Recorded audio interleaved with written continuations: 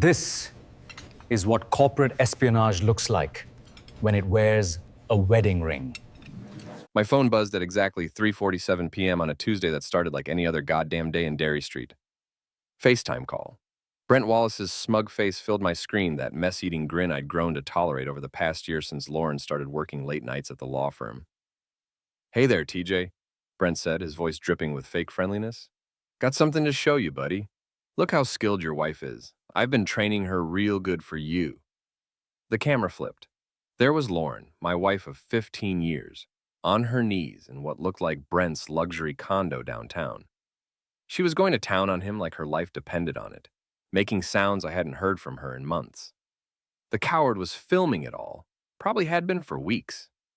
"You piece of mess," I whispered into the phone, but Brent just laughed. "She's a natural, TJ. Really knows how to work hard for what she wants. Speaking of which, we've been talking about the business, about your future, or lack thereof." The call ended. I sat there in my Ford F-150 outside the MMA gym on Riverside Drive, hands shaking with rage. 15 years of marriage. 12 years building Baker and Associates architecture from nothing. All of it crumbling because my wife couldn't keep her legs closed and her mouth off Brent the Prick Wallace. But here's the thing about being underestimated your whole life. People forget you're not as stupid as you look. And Brent Wallace, luxury car dealer extraordinaire, had just made the biggest mistake of his pathetic existence. I drove straight to his condo complex, a gaudy glass tower that screamed new money from every overpriced brick.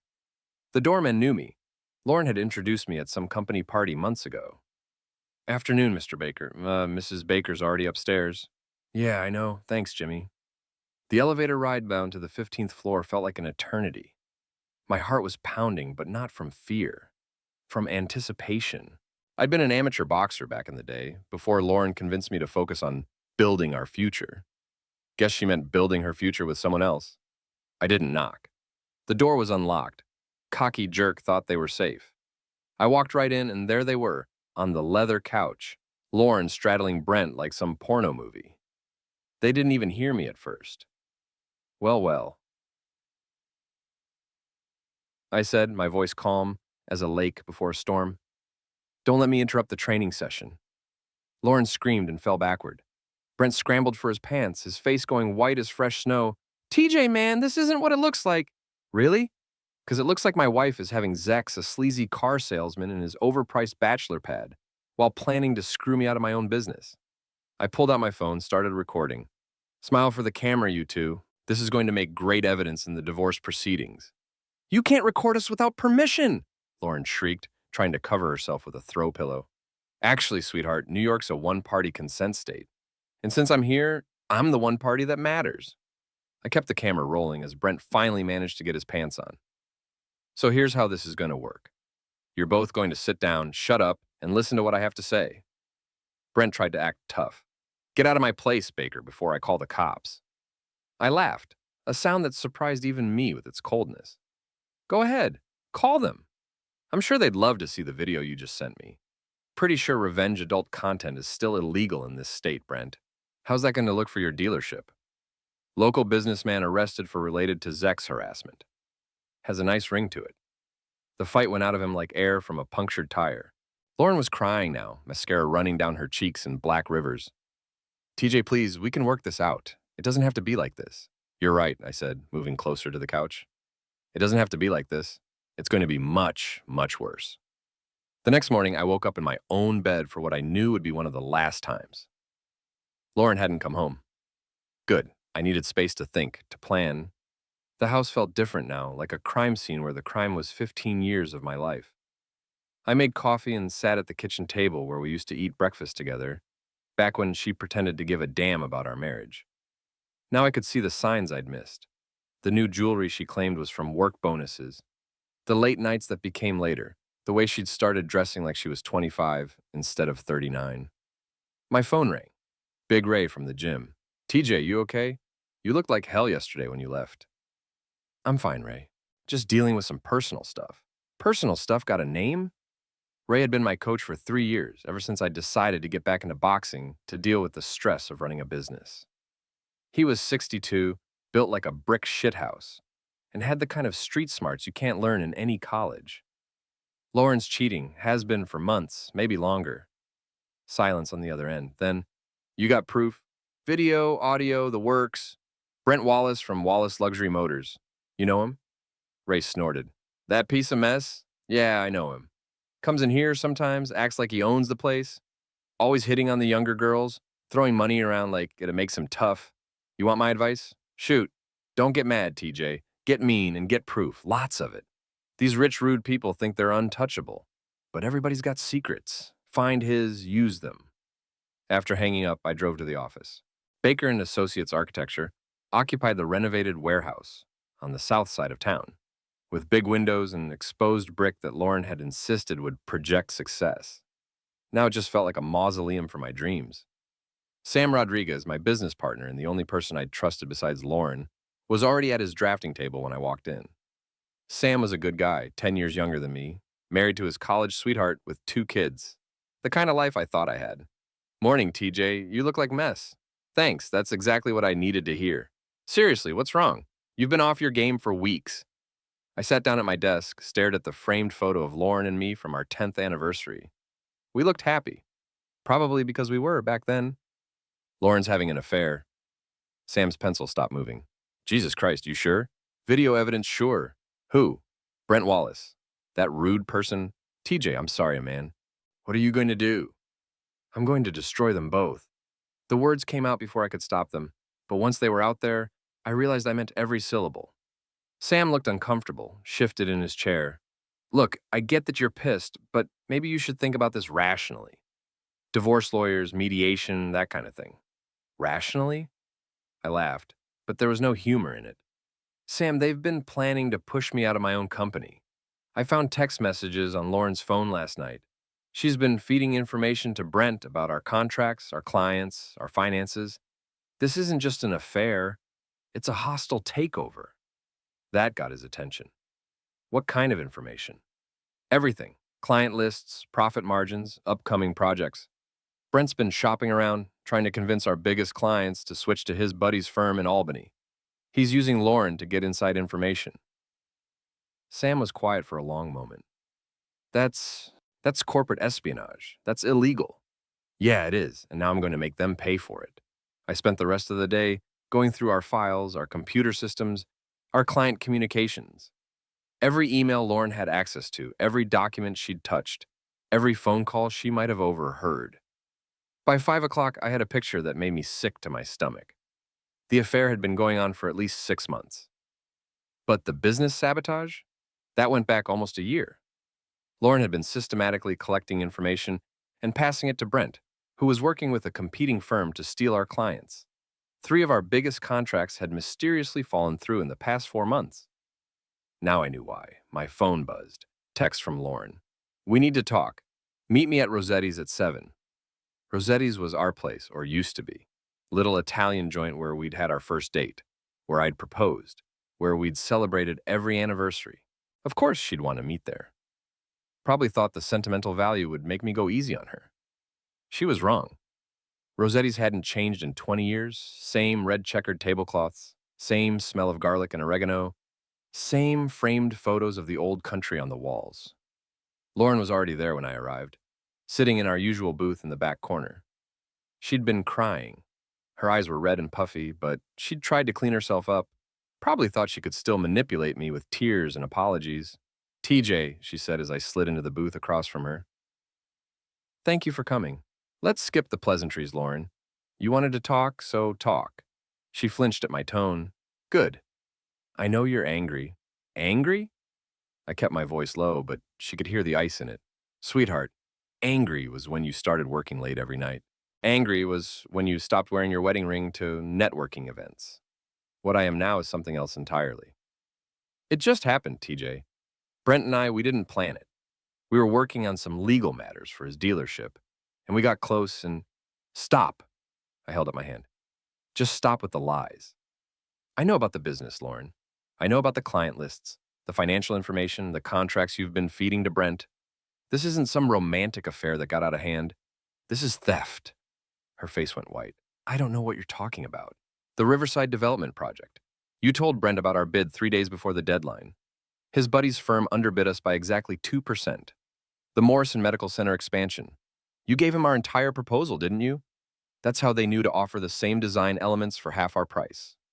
Lauren's hands were shaking now. TJ, you're being paranoid. Am I? Then explain this. I pulled out my phone, showed her screenshots of text messages I'd found on her laptop. Messages between her and Brent discussing the TJ problem and how to ease him out gradually. She stared at the screen, her mouth opening and closing like a fish out of water. You went through my computer? Your computer, the one I bought for you, the one connected to our home network? Yeah, I did. And I found a lot more than just these messages. I swiped to the next screenshot. This one's my favorite. Once we get him to sign the partnership papers, we can restructure the whole company. TJ's too trusting to see it coming. Ring any bells? Lauren was crying again, but this time it looked real. Not the manipulative tears she'd used on me for years, but genuine fear and shame. I never meant for it to go this far, she whispered.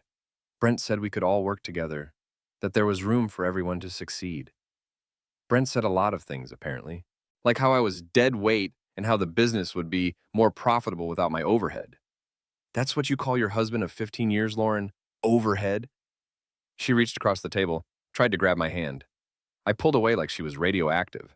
TJ, please, we can fix this. I'll end it with Brent. We'll go to counseling. We'll work it out. Fix this? I laughed, and the sound made other diners turn to look at us. You think this is fixable? You've been stealing from me, lying to me, and having Zex another man for months. You've tried to destroy everything I've built, and now you want to work it out? I love you, she said desperately. I made a mistake, but I love you. No, you don't. You love what I can provide. You love the house, the business, the lifestyle. But me? You haven't loved me in years. If you had, you never would have done this. I stood up, threw a 20 on the table. Here's what's going to happen, Lauren. You're going to pack your things and get out of my house. You're going to resign from the law firm before I show your boss those text messages about client confidentiality breaches. And you're going to pray that I don't decide to press criminal charges for corporate espionage. You can't do this to me, she said, her voice rising. Half of everything is mine, the house, the business, all of it. Actually, sweetheart, you might want to read the prenup you signed 15 years ago, the one that specifically voids your claim to marital assets in cases of cheating or business fraud. My lawyer drew it up real tight. Funny thing about marrying an architect, we tend to pay attention to the fine print. I started to walk away, then turned back. Oh, and Lauren, that video Brent took of you two, the one he sent me, I've got copies, lots of copies.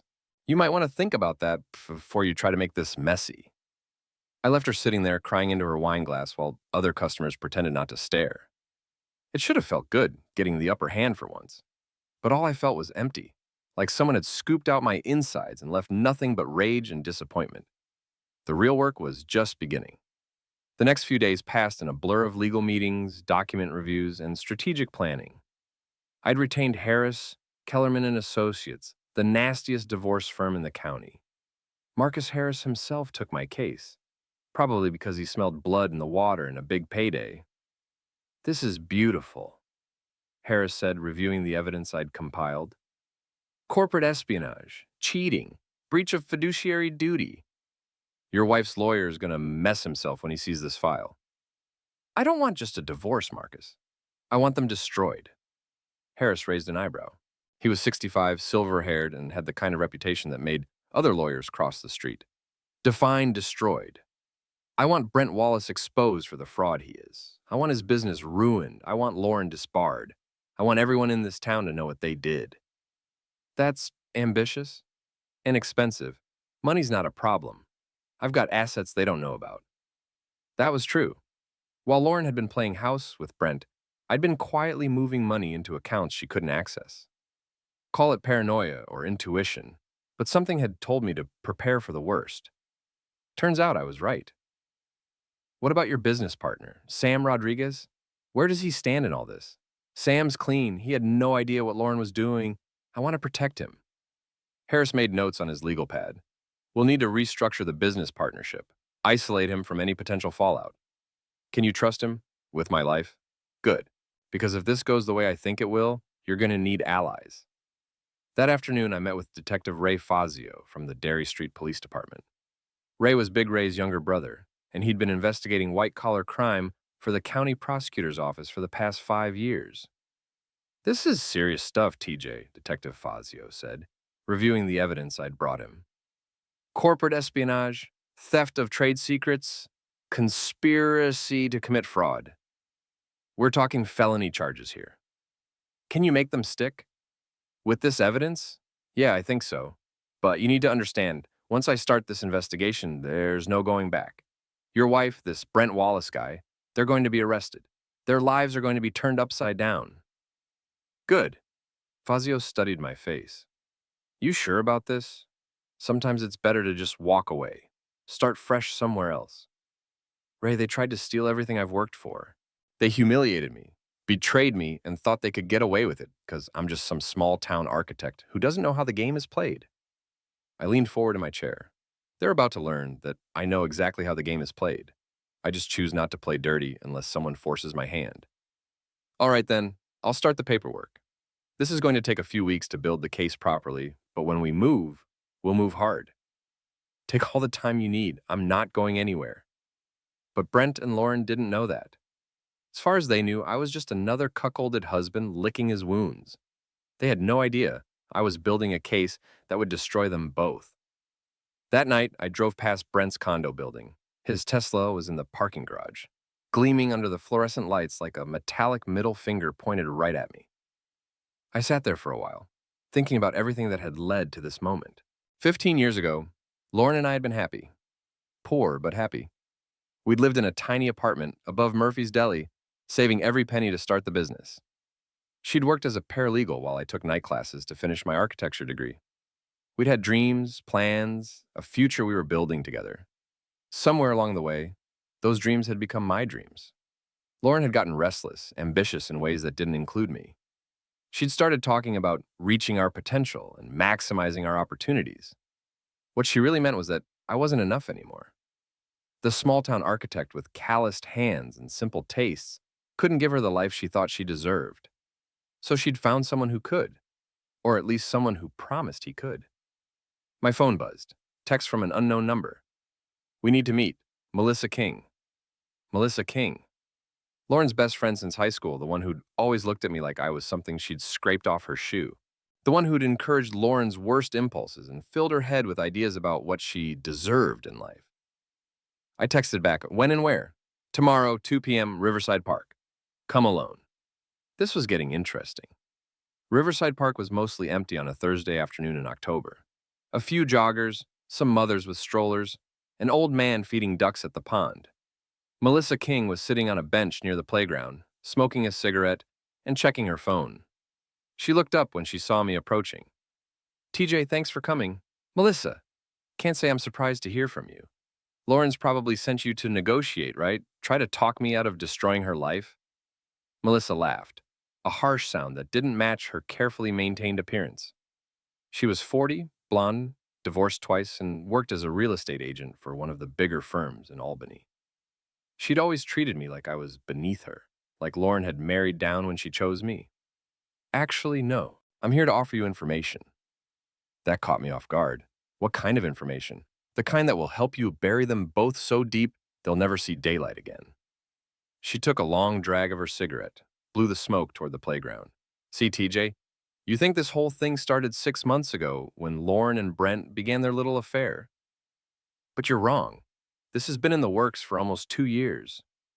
"What are you talking about?" "I'm talking about a plan. A very specific, very detailed plan to separate you from your business, your assets, and your wife." Guess who came up with it? The pieces started clicking together in my mind. "You. Bingo. Give the man a prize." Melissa flicked her cigarette into the grass. "You see, TJ, you cost me my job 3 years ago. Remember, I was working for your company as a marketing consultant, and you decided my services were no longer needed." I remembered.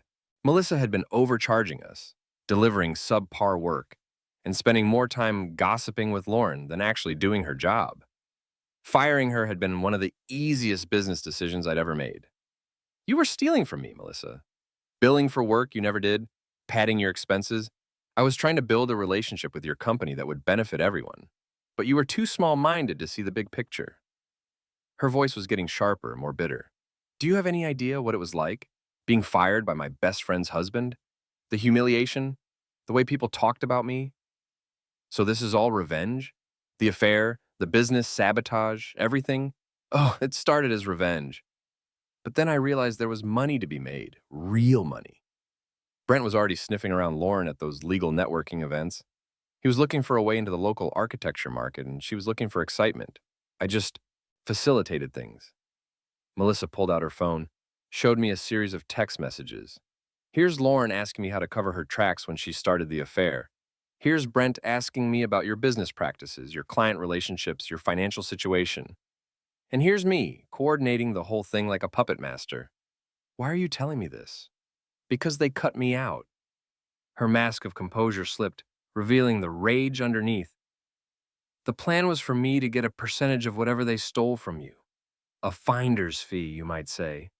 But once they got comfortable, once they thought they had everything under control, they decided they didn't need me anymore.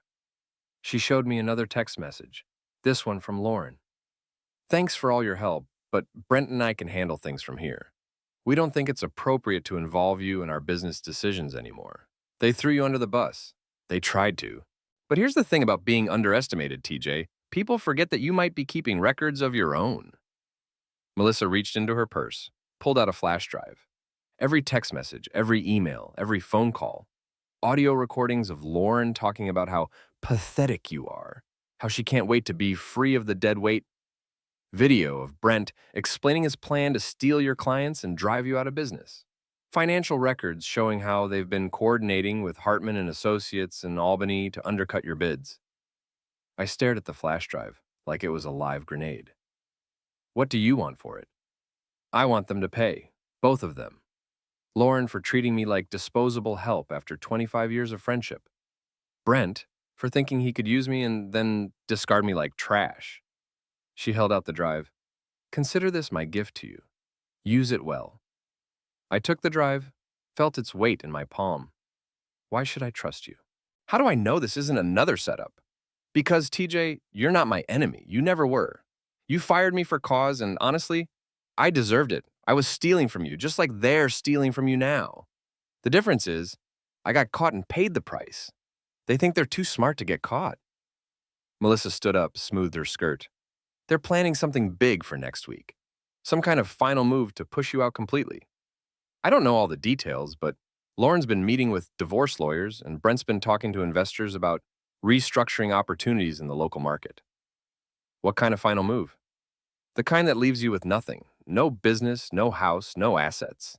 They think they've got it all figured out. She started walking away, then turned back. But they forgot about the one person who knows all their secrets. Me. I watched her walk back to her BMW, drive away into the afternoon traffic. Then I looked down at the flash drive in my hand. Such a small thing to hold so much potential destruction. My phone rang. Sam, TJ, we need to talk. Something's happening with the Morrison account. They want to meet tomorrow to discuss some concerns about our proposal. And 3 other clients called today asking about rumors they've heard regarding the stability of our partnership. I'll be right there. The endgame was starting. But thanks to Melissa's betrayal of her co-conspirators, I now held all the cards. It was time to play them. The Morrison Medical Center meeting was scheduled for Friday at 2 p.m. Dr. Morrison, the chief administrator, had been one of our biggest supporters for the past 5 years. If they were having concerns about our proposal, it meant Brent and Lauren's sabotage campaign was accelerating. I arrived at the medical center 30 minutes early, carrying a briefcase that contained enough evidence to end several careers. Sam met me in the parking lot, looking nervous. TJ, what's going on? Dr. Morrison sounded really strange on the phone, and I heard from Jenny at the front desk that Brent Wallace has been calling around town, telling people we're having financial difficulties. We're about to find out exactly what they've been saying. You trust me, Sam? Of course. Then follow my lead, no matter how crazy things get. We walked into the conference room to find Dr. Morrison, his assistant Janet, and surprise, surprise, Brent Wallace sitting at the polished oak table. Brent looked smug and confident, like a cat who'd just caught a canary. He was wearing one of his expensive suits, Probably cost more than most people made in a month. TJ, Sam, Dr. Morrison said, standing to shake our hands. Thanks for coming. I believe you know Brent Wallace. Oh, we're acquainted, I said, setting my briefcase on the table. Brent, I have to say, I'm surprised to see you here. I didn't realize you were in the medical facility business now. Brent's smile was pure aggressor. I'm here as a concerned member of the business community, TJ. When I heard about the problems you've been having, I felt obligated to share some information with Dr. Morrison. Problems? Sam looked genuinely confused. What problems? Dr. Morrison cleared his throat uncomfortably. Mr. Wallace has brought some concerns to our attention regarding the financial stability of your firm, as well as some questions about your ability to complete the expansion project on time and within budget. I see. I opened my briefcase, pulled out a folder. And what specific concerns would those be? Brent leaned forward, clearly enjoying himself. Well, for starters, the fact that you've been losing clients left and right. The Riverside Development Project, the new shopping complex on Route 9, the municipal building renovation, all projects that went to other firms after clients lost confidence in Baker and Associates. Interesting theory. Tell me, Brent, how exactly would you know the details of our client relationships? Are you in the architecture business now? I hear things. Small town, you know how it is. Right, small town. I pulled out a document from the folder. Dr. Morrison, I'd like you to take a look at this. It's a copy of our original proposal for your expansion project, dated 6 months ago. Note the specific design elements, the cost projections, the timeline. Dr. Morrison studied the document. Yes, this looks like the proposal you submitted. I pulled out another document. And this is a proposal submitted by Hartman and Associates 3 days after ours. Notice any similarities? Dr. Morrison's eyes widened as he compared the two documents. These are almost identical. The design elements, the materials, specifications, even some of the language is exactly the same. That's because they had access to our proposal before they submitted theirs. They knew exactly what we were offering, so they could undercut our price while stealing our ideas. Brent's confidence was starting to crack. That's a serious accusation, TJ. You better be able to back it up. Oh, I can. I pulled out my laptop, opened an audio file. This is a recording of a phone conversation between you and James Hartman from 3 weeks ago. Would you like me to play it? The blood drained from Brent's face. You can't record private conversations without consent. Actually, I can, since one of the parties to the conversation consented to the recording. Care to guess who? I clicked play. Brent's voice filled the room, clear as day. The Morrison project is worth at least $2 million. If you can come in 15% under their bid and offer the same design elements, it's yours. My source inside Baker and Associates says they're having cash flow problems anyway, so this might be the nail in the coffin. Hartman's voice responded, and you're sure your source is reliable? Completely reliable. She's been feeding me information for months. These small-town architects have no idea how to protect their business interests. I stopped the recording. The silence in the room was deafening. Dr. Morrison looked like he'd been slapped. Mr. Wallace, are you saying you've been stealing confidential information from Baker and Associates? That's taken out of context. Context? I pulled out more documents. Here's an email from you to James Hartman, forwarding our client list with notes about which accounts might be vulnerable to competitive pressure. Here's a text message thread where you discuss eliminating TJ Baker as a competitive threat. And here's my personal favorite, a recorded conversation where you and your source discuss how to gradually ease TJ out of his own company. Sam was staring at the documents in shock. TJ, who's the source? Who's been giving him our information? I looked directly at Brent. Why don't you tell him, Brent? Who's your inside source at Baker and Associates? Brent's mouth opened and closed like a fish out of water. He knew he was caught, but he was still trying to figure out how much I knew. It's my wife, I said quietly. Lauren Baker has been having an affair with Brent Wallace for the past 6 months, and she's been using her access to our business information to help him destroy our company. Sam's face went white. Janet gasped. Morrison looked like he wanted to crawl under the table. That's impossible, Sam said. Lauren would never... I pulled out my phone, showed him the screenshots of Lauren's text messages. She's been calling you dead weight, Sam. Says the business would be more profitable if we could streamline the partnership structure. Guess who she thinks should be streamlined out? Sam read the messages, his expression growing darker with each line. Jesus Christ. TJ, I'm so sorry. I had no idea. I know you didn't. That's why I'm protecting you. I turned back to Dr. Morrison. Doctor, I apologize for bringing this drama into your office, but I wanted you to understand exactly why our competitors have been able to undercut our bids and steal our ideas. It's not because we're incompetent or financially unstable. It's because we've been sabotaged from within. Dr. Morrison nodded slowly. I understand, and Mr. Wallace, I think you should leave. Now, before I call the police. Brent stood up, his face red with humiliation and rage. This isn't over, Baker. You think you're so smart, but you have no idea what you're dealing with. Actually, I know exactly what I'm dealing with. A small-time crook who thought he could steal my business and my wife and got sloppy about covering his tracks. I smiled at him, and I could see in his eyes that he finally understood how much trouble he was in. Give my regards to Lauren. Tell her I'll see her in court. Brent stormed out, probably to warn Lauren that their whole scheme had been exposed. But it was too late for damage control. I had everything I needed to destroy them both, and I was just getting started. The next Monday morning, I arrived at the Baker and Associates office to find Lauren's car in the parking lot. She was sitting at the conference table with two men in expensive suits, her divorce lawyer and someone I didn't recognize, but who had corporate attorney written all over him. Sam was there too, looking uncomfortable and angry. When he saw me, he stood up.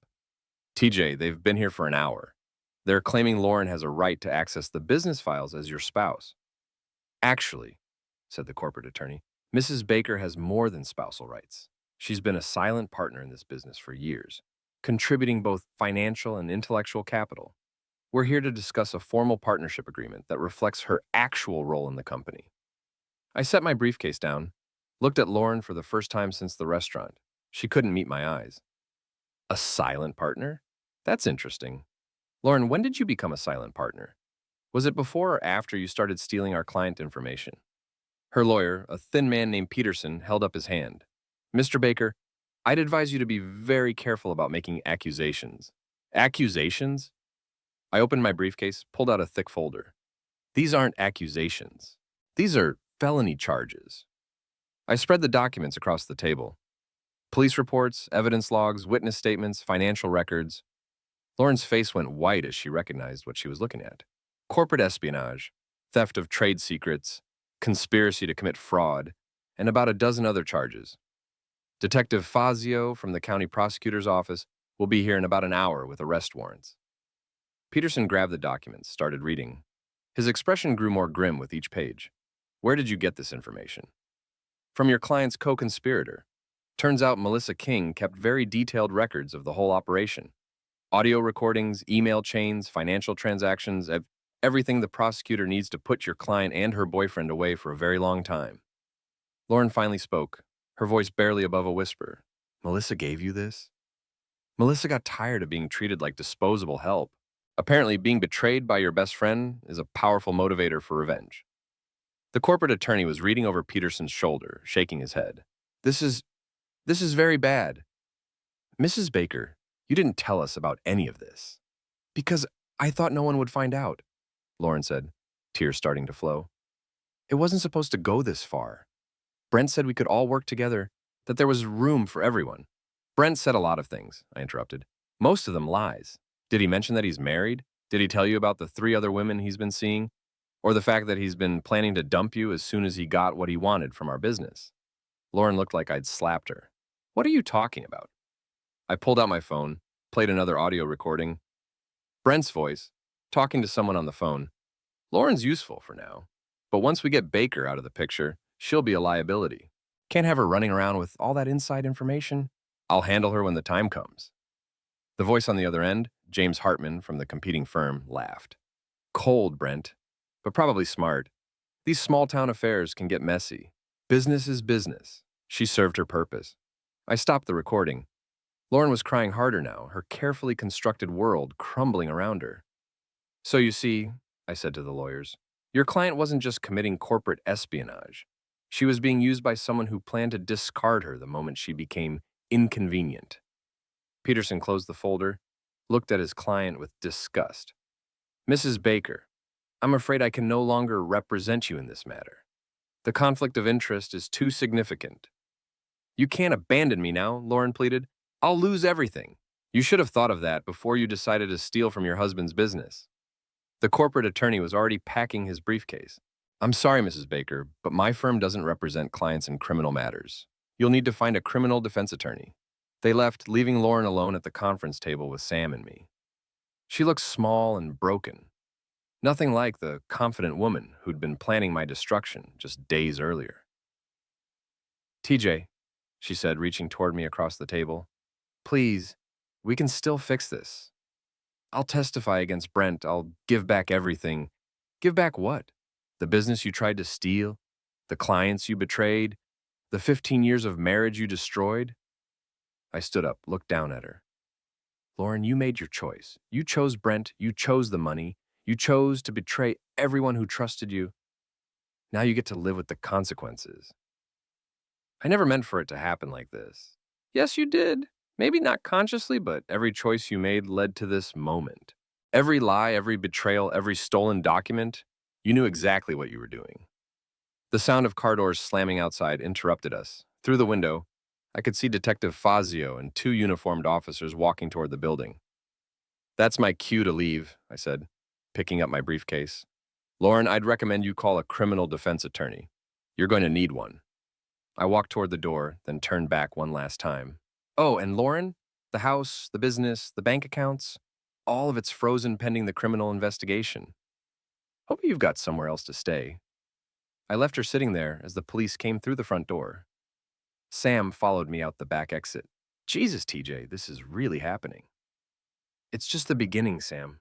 By the time I'm done, everyone in this town will know exactly what they tried to do to us. What about the business? Can we survive this? We're going to do more than survive. We're going to thrive. And we're going to do it without the dead weight. The arrests made the front page of the Derry Street Gazette. Local businesswoman and car dealer arrested in corporate espionage scheme. The article included photos of Lauren and Brent being led away in handcuffs, along with a detailed explanation of how they'd tried to steal client information and destroy a local business. The reaction around town was swift and brutal. Lauren was fired from her law firm within hours of her arrest. The State Bar Association opened an investigation into her conduct. Brent's luxury car dealership was raided by investigators, and 3 of his major financing partners pulled their support. But I wasn't done. Not even close. The annual Derry Street Business Association dinner was scheduled for the following Friday night. Every business owner, professional, and community leader in town would be there. It was the perfect venue for what I had planned. I'd volunteered to give a presentation on protecting your business from internal threats. The association president, thinking I was going to talk about cybersecurity or employee theft, had readily agreed. The Riverside Inn's ballroom was packed with about 200 people when I took the stage. Lauren and Brent were obviously not in attendance. They were both out on bail, awaiting trial. But plenty of their friends, colleagues, and business associates were there. Good evening, everyone. Thank you for coming out tonight. I know you're all here to enjoy dinner and network with your fellow business owners, but I wanted to take a few minutes to share a cautionary tale about the importance of trust in business relationships. I clicked to my first slide, which showed the Baker & Associates logo. 3 weeks ago, I discovered that my business was being systematically destroyed from within. Client information was being stolen, proprietary designs were being copied, and confidential financial data was being shared with competitors. Murmurs rippled through the crowd. People were leaning forward, paying attention. Now, you might think this was the work of a disgruntled employee or a sophisticated cyber attack. But the truth is much simpler and much more devastating. The person stealing from my business was someone I trusted completely. Someone who had access to everything because I'd given them that access willingly. I clicked to the next slide, which showed a timeline of the theft and sabotage. For almost a year, sensitive business information was being systematically collected and passed to competitors. 3 major contracts were lost because our competitors somehow knew exactly what we were bidding and could undercut our proposals. Our client relationships were being poisoned by rumors about our financial stability and professional competence. More murmurs, people looking around at each other with concern. The person responsible for this theft was my wife, Lauren Baker, working in collaboration with Brent Wallace of Wallace Luxury Motors. Together, they orchestrated a scheme to drive me out of my own business. so they could profit from the resulting chaos. Gasps from the audience. People were pulling out their phones, probably Googling the news stories about the arrests. But here's the really interesting part. They weren't working alone. The whole operation was coordinated by someone who had a personal grudge against me, someone who turned a simple extramarital affair into a sophisticated corporate espionage scheme. I clicked to the next slide, which showed screenshots of text messages and emails. Melissa King, a real estate agent who was fired from my company 3 years ago for billing fraud, orchestrated this entire operation as an act of revenge. She introduced Lauren to Brent, encouraged their affair, and then guided them through the process of stealing my business information. I could see Melissa in the audience, her face red with humiliation and rage. She was sitting with a group of other real estate agents, all of whom were now staring at her with shock and disgust. The three of them thought they were so clever, so sophisticated. They thought a small-town architect wouldn't be smart enough to figure out what they were doing. They underestimated me, and that was their biggest mistake. I clicked to the final slide, which showed newspaper headlines about the arrests. Lauren Baker and Brent Wallace are currently facing multiple felony charges for corporate espionage, theft of trade secrets, and conspiracy to commit fraud. They're looking at significant prison time and financial penalties that will probably bankrupt them both. The room was completely silent now. You could have heard a pin drop. But the real lesson here isn't about corporate espionage or business security. It's about character, and it's about the kind of people you choose to trust, to work with, to build relationships with. Because in the end, all the security systems in the world can't protect you from someone you love who decides to betray you. I paused, let that sink in. Lauren Baker was a respected attorney in this community. Brent Wallace was a successful businessman. Melissa King was a trusted real estate professional. They all had reputations, relationships, standing in the community. And they threw it all away for money and revenge.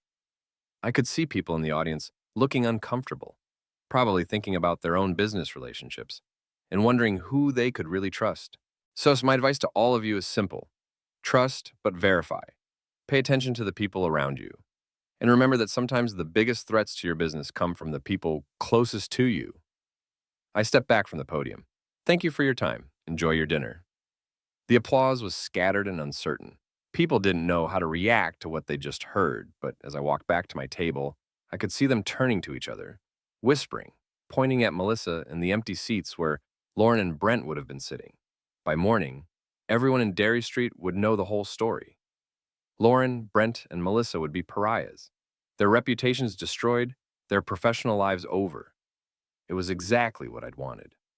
6 months later, I was sitting in my office reviewing plans for the new municipal complex when Sam knocked on my door. TJ, you've got a visitor.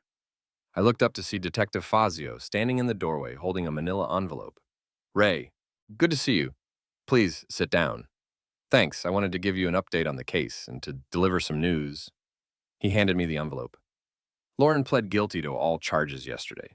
She'll serve 18 months in minimum security plus 5 years probation. She also agreed to pay full restitution for the business losses you documented. I opened the envelope, scanned the legal documents. What about Brent? He's fighting it. His lawyer thinks he can beat some of the charges, maybe get it reduced to a misdemeanor. But with the evidence you provided, plus Lauren's testimony, I think he's dreaming.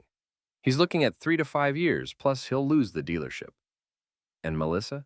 That's the interesting part. Technically, she didn't commit any crimes. Introducing two people isn't illegal, even if you know they're going to have an affair. And she didn't directly steal any business information. She just coordinated the people who did. So she gets away with it? Ray smiled. Legally, yes. But I hear her real estate career's over. Nobody in the county will work with her after your little presentation at the business dinner. She's been trying to sell her house and move somewhere else, but word travels fast in the real estate community. I leaned back in my chair, considered that. Good. Sometimes social consequences are more effective than legal ones. Speaking of consequences, so how are you doing? I know this whole thing has been rough. Honestly, I'm better than I've been in years. The business is thriving. Sam and I are making more money than we ever did with Lauren's help, and I don't have to worry about being betrayed by the person I'm sleeping with. Are you dating anyone? Not yet. I'm focusing on rebuilding, making sure the business is solid. Maybe someday, but right now I'm enjoying the peace and quiet. Ray stood up, shook my hand. Well, you handled this whole situation better than most people would have.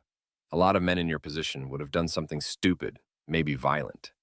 You kept it legal and let the system work. Violence would have been easier, but it wouldn't have been as satisfying. This way, they destroyed themselves. I just provided the evidence. After Ray left, I walked to the window and looked out at Derry Street. It was a beautiful spring afternoon and the town looked peaceful and prosperous. Construction crews were working on 3 different projects we'd designed. Our client list was fuller than it had ever been. My phone buzzed. Text message from an unknown number. I'm sorry for everything. I know you'll never forgive me, but I needed you to know that I'm sorry, L. I stared at the message for a long moment, then deleted it without responding. Some apologies come too late to matter. Sam knocked on my door again. TJ, the Morrison Medical Center people are here for the final walkthrough. You ready? Absolutely. Let's go show them what we can do when we're not being sabotaged. As we walked out to meet our clients, I thought about the past year and everything that had happened. Lauren, Brent, and Melissa had tried to destroy me, and instead they'd destroyed themselves. They'd underestimated me, betrayed people who trusted them, and thought they were smart enough to get away with it. They were wrong on all counts. The medical center project was our biggest success yet, and it was just the beginning. Word had spread about how we'd handled the corporate espionage situation, and other business owners respected the fact that we'd fought back legally and professionally. Our reputation was stronger than ever. Dr. Morrison met us at the construction site, beaming with satisfaction as he looked at the nearly completed building. TJ, this is even better than we hoped. The design is perfect. You came in under budget, and you finished ahead of schedule. After all that drama with the other firm trying to steal your ideas, I'm glad we stuck with Baker and Associates. Thank you, Doctor. We appreciate your trust and support. I have to ask, whatever happened to that Wallace character and his associates? Brent Wallace is awaiting trial on multiple felony charges. He'll probably lose his business and serve several years in prison. My ex-wife pled guilty and is currently serving an 18-month sentence. And the woman who orchestrated the whole thing has been effectively blacklisted from the local business community. Dr. Morrison nodded approvingly. Good. People like that give business a bad name. It's important that there are consequences for that kind of behavior. As we finished the walkthrough, I realized that this was exactly where I wanted to be. Not just professionally, but personally. I'd been through hell and come out stronger on the other side. I'd lost a marriage, but I'd gained something more valuable, the knowledge that I could handle whatever life threw at me. Lauren, Brent, and Melissa had thought they were playing chess while I was playing checkers, but they'd forgotten the most important rule of any game: never underestimate your opponent. They'd tried to destroy me, and instead they'd given me the motivation to become everything I was capable of being. In trying to tear me down, they'd built me up. And that, more than any legal victory or financial success, was the sweetest revenge of all, the end.